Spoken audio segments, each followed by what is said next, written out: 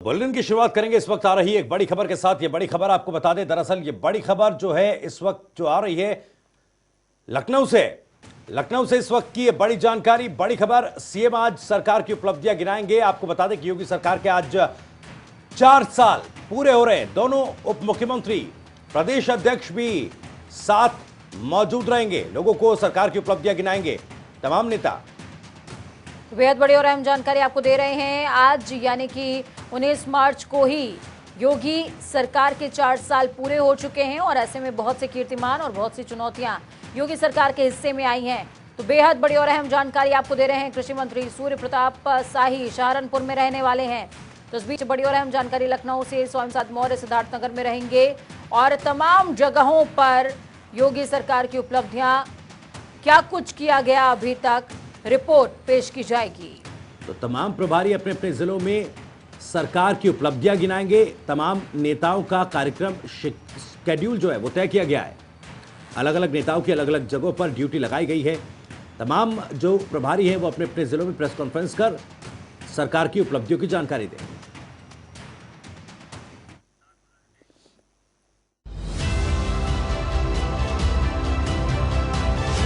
मैं आदित्यनाथ योगी ईश्वर की शपथ लेता हूं कि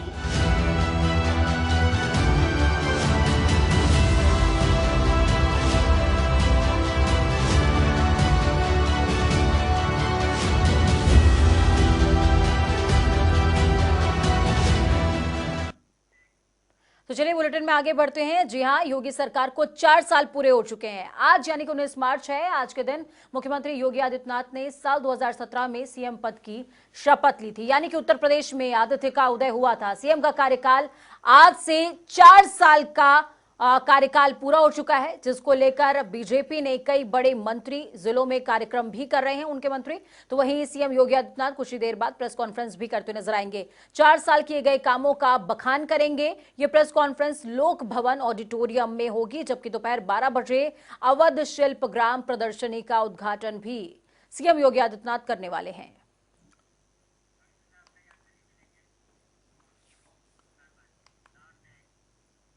तो उत्तर प्रदेश की योगी सरकार को 4 साल पूरे हो गए हैं। सरकार के 4 साल पूरे होने के मौके पर मुख्यमंत्री योगी आदित्यनाथ ने एक लेख लिखा है। इस लेख के जरिए उन्होंने इन 4 सालों में किए गए विकास कार्यों को गिनाया। योगी ने बताया कि उनकी सरकार ने कैसे कोरोना संक्रमण को लेकर काम किया। इसके अलावा उन्होंने बिजनेस के लिए ईज ऑफ डूइंग और जनता के लिए चलाई जा रही योजनाओं का जिक्र किया। योगी आदित्यनाथ ने कहा कि उत्तर प्रदेश की सेवा करते 4 साल कैसे बीते, इसका क्षण भर भी भान ना हो सका। अब यह विश्वास और दृढ़ हो चला है कि साफ नियत और नेक इरादे से किए गए प्रयास सफल अवश्य होते हैं।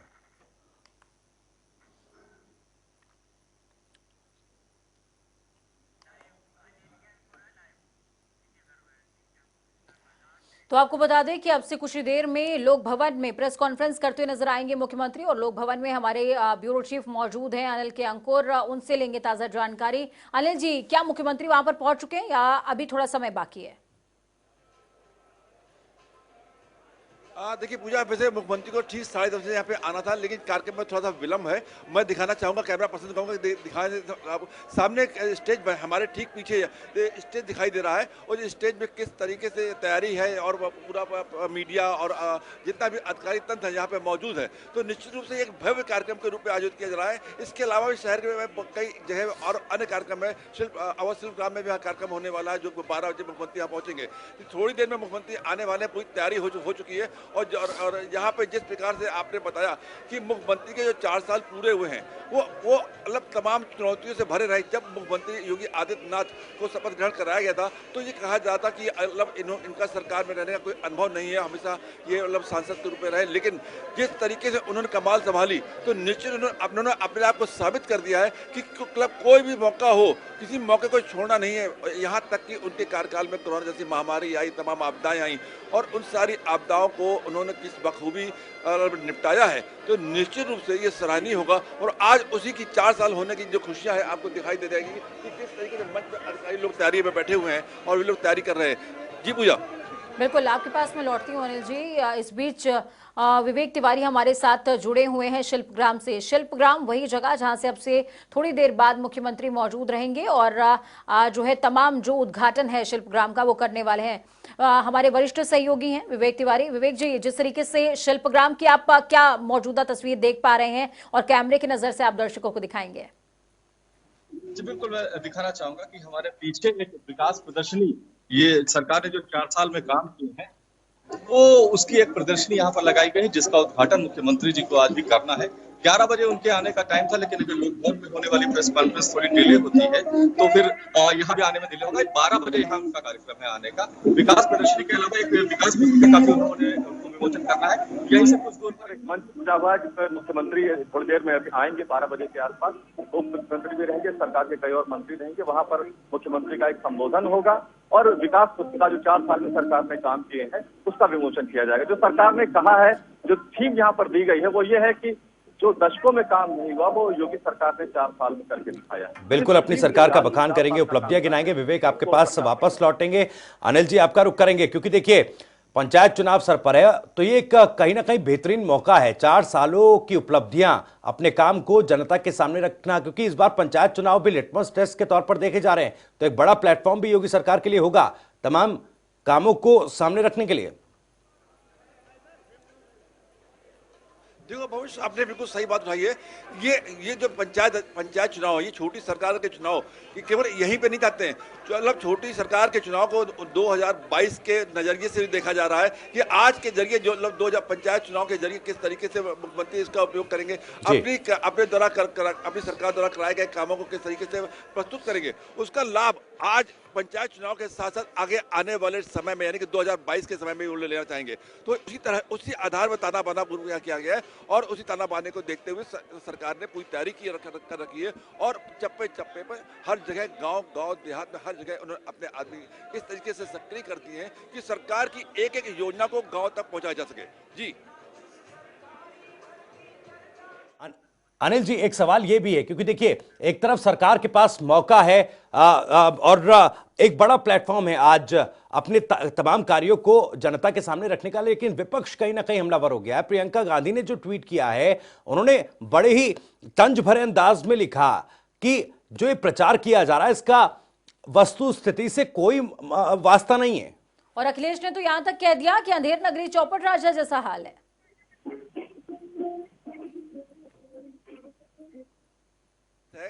ये अभी जो हमारा जो ईयर शुरू हो गया है, ये निश्चित रूप से चुनावी साल से प्रारंभ हो गया है और अब सारे नेता, विपक्ष के जितने नेता हैं वो चुनाव मोड में आ गए, इलेक्शन मोड में है।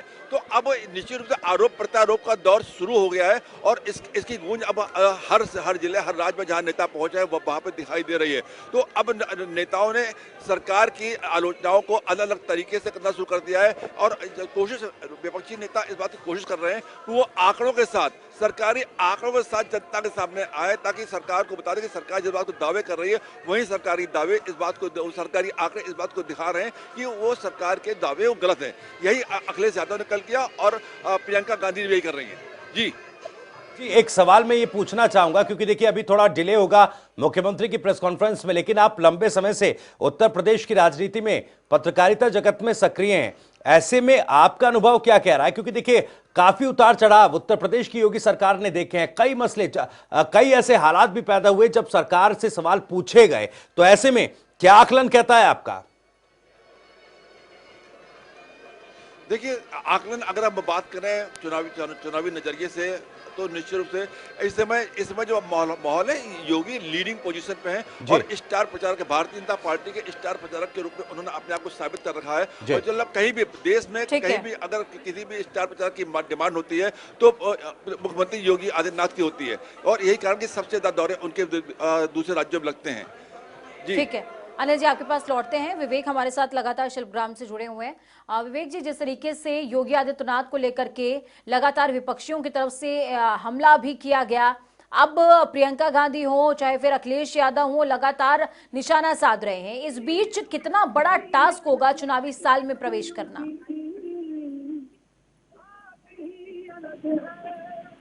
देखिए पूजा जी, ये चुनावी साल है और सरकार के पास मुश्किल 8-9 महीने का वक्त है। विपक्ष को जवाब देने का, अपनी उपलब्धियों को जनता तक पहुंचाने का। और भारतीय जनता पार्टी जो दल है, एक बड़ा संगठन है उत्तर प्रदेश में, गांव-गांव में बीजेपी के कार्यकर्ता है, तो सरकार के लिए अपनी उपलब्धियों को जनता तक पहुंचाना तो बहुत मुश्किल काम नहीं है। जो सरकारी तंत्र है वो एक अलग विषय है, लेकिन जो संगठन की ताकत है वो भी अपनी जगह पर है। तो दोनों मिलाकर के हम अगर देखें तो फिलहाल भारतीय जनता पार्टी की सरकार योगी आदित्यनाथ के नेतृत्व में कहीं ना कहीं विपक्षियों पर भारी पड़ रही है और विरोधियों को इसका सामना करने के लिए 6 साल विधानसभा चुनाव में बहुत कुछ करना पड़ेगा। ठीक है, चलिए बहुत बहुत शुक्रिया विवेक जी हमारे साथ जुड़ने के लिए, अहम जानकारी साझा करने के लिए। अनिल जी आपका भी बहुत बहुत शुक्रिया, आप जुड़े हमारे साथ में, अहम तस्वीरें आपने साझा करी। तो आपको बता दें कि समाजवादी पार्टी के राष्ट्रीय अध्यक्ष अखिलेश यादव ने कहा कि उत्तर प्रदेश में बीजेपी की सरकार के 4 साल अंधेर नगरी चौपट राजा जैसे रहे हैं। सरकार हर मोर्चे पर विफल रही है और जनता के हर वर्ग का बुरा हाल है, वो त्रस्त है। थानों तहसीलों में बिना रिश्वत दिए काम नहीं होते। शिकायतें तो पिछले दिनों बीजेपी कार्य समिति की बैठक में ही सुना दी थी। सपा अध्यक्ष अखिलेश यादव ने गुरुवार को जारी बयान में कहा कि किसान आंदोलित हैं, नौजवान बेरोजगारी का दर्द झेल रहे हैं, अपराधी बेखौफ हैं, अवैध खनन, जहरीली शराब पर कोई रोक नहीं और महंगाई और भ्रष्टाचार भी चरम पर पहुंच गया है। बिल्कुल, उन्होंने कहा कि बीजेपी की 4 साल की उपलब्धियों में दुनिया के सबसे प्रदूषित शहरों में 11 उत्तर प्रदेश के हैं।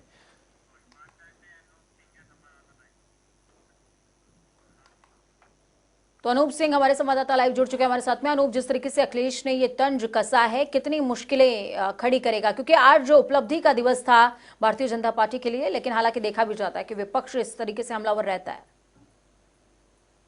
देखिए पूजा, पूरी सरकार 4 साल की हो गई है, ऐसे में देखा गया किस तरीके से हालात रहे उत्तर प्रदेश के। हालांकि कोरोना काल में सबने देखा किस तरीके की परिस्थिति में उत्तर प्रदेश गुजरा है। अखिलेश यादव ने जो तंज कसा है, खासकर उन किसानों को लेकर के, या फिर जिस तरीके से अपराध के मामले में कभी कभी सरकार उत्तर प्रदेश की घिर गई है, उसको लेकर के लगातार जिस तरीके से महिलाओं से अपराध की बात करें या फिर लगातार जिस तरीके से हत्याएं, लूट की इस तरीके से वारदातें हुई हैं उत्तर प्रदेश में, उसको लेकर एक बार जो विपक्ष है वो हमलावर सरकार पर जरूर हुआ है। लेकिन ये भी सही है कि जिस तरीके से हालातों में उत्तर प्रदेश को एक संकट से योगी आदित्यनाथ ने गुजारा है, उसकी भी तारीफ करने की होगी। जिस तरीके से योगी आदित्यनाथ ने जिस काम को उन्हें ठाना है तो करके दिखाया है। इस तरीके की सरकार उन्होंने 4 साल चलाई है, लेकिन अब कहीं ना कहीं बारी जनता के पास जाने का है, क्योंकि अब परीक्षा का समय आ रहा है पूजा। क्योंकि 4 साल में जो उत्तर प्रदेश सरकार ने किया है, अब जो जनता उसको सराहेगी या फिर नकार देगी, फिलहाल ये चुनाव के बाद ही पता चलेगा। बिल्कुल, ये जो बात आप कह रहे हैं अनूप, काफी जरूरी, काफी महत्वपूर्ण बात है कि अब जनता तय करेगी, क्योंकि चुनावी साल है। लेकिन एक बात यहां पर मैं समझना चाहूंगा, पूछना चाहूंगा, क्योंकि देखिए काफी उतार चढ़ाव योगी सरकार ने देखे, कानून व्यवस्था को लेकर लगातार सवाल उठे, चाहे हाथरस कांड हो, उन्नाव कांड हो, या तमाम ऐसे मौके जब सरकार पर सवाल उठे। लेकिन इसके बावजूद जैसा आप कह रहे हैं कि उत्तर प्रदेश की योगी सरकार और मुख्यमंत्री योगी आदित्यनाथ की पहचान ऐसी रही है कि जो उन्होंने ठाना वो करके दिखाया है। तो कहीं ना कहीं दृढ़ संकल्प के मामले में और सांस्कृतिक पहचान को बरकरार और आगे बढ़ाने के लिए कहीं ना कहीं अपनी पहचान जरूर बनाई है योगी सरकार ने। बिल्कुल भविष्य, देखिए किस तरीके से चाहे अयोध्या की बात करें, मथुरा की बात करें, या तमाम ऐसे पर्यटक स्थल हैं जिनको बढ़ावा मिला है और उत्तर प्रदेश का नाम गौरव के नाम से लिया जाता है, जिस तरीके से लोग जानते हैं। जिस तरीके से उत्तर प्रदेश में बिल्कुल सही बात है कि तमाम जो घटनाएं हुई हैं उनपे सरकारें घिर गई हैं, खासकर विपक्ष। अब चूंकि चुनावी साल है, 4 साल बीत चुके हैं, 4 साल में विपक्ष कहीं दिखाई नहीं पड़ा है भावेश। अब जाके विपक्ष सामने आया है, क्योंकि चुनावी साल ऐसे में जिस तरीके से जनता के बीच सभी को जाना है, चाहे विपक्ष हो या फिर सत्ता पक्ष हो, ऐसे में एक बार फिर से वो परीक्षा की घड़ी है। अब देखना ये होगा कि इस चुनाव में किस तरीके से जनता किसको नकारती है। बहुत बहुत शुक्रिया हमारे साथ जुड़ने के लिए, अहम जानकारी साझा करने के लिए। उधर समाजवादी पार्टी के प्रमुख अखिलेश यादव और आरएलडी उपाध्यक्ष जयंत चौधरी शुक्रवार को मथुरा के बाजना के मोर्क इंटर कॉलेज में किसान महापंचायत को संबोधित करेंगे। महापंचायत को सफल बनाने के लिए आरएलडी ने पूरी ताकत झोंक दी है। गुरुवार को गांव-गांव संपर्क किया गया। महापंचायत के लिए गुरुवार शाम को ही अखिलेश यादव मथुरा में पहुंचे और उन्होंने बीजेपी सरकार पर तीखे हमले किए। आपको बता दें कि वृंदावन में श्री बांके बिहारी के दर्शन के लिए आए अखिलेश यादव ने मीडिया से रूबरू होते हुए कहा कि बीजेपी के पास विकास का अपना कोई ब्लूप्रिंट नहीं, पूर्व सरकारों की परियोजनाओं का उद्घाटन हो चुका है और अब फिर से उन्हीं का उद्घाटन करने में व्यस्त हैं। इस खबर पर ज्यादा जानकारी के लिए सुरेश सैनी हमारे साथ में जुड़ चुके हैं। सुरेश, क्या कुछ अपडेट आपके पास? पंचायत स्थल में क्या जयंत चौधरी और अखिलेश यादव पहुंच चुके हैं या फिर अभी कुछ थोड़ा सा समय बाकी है?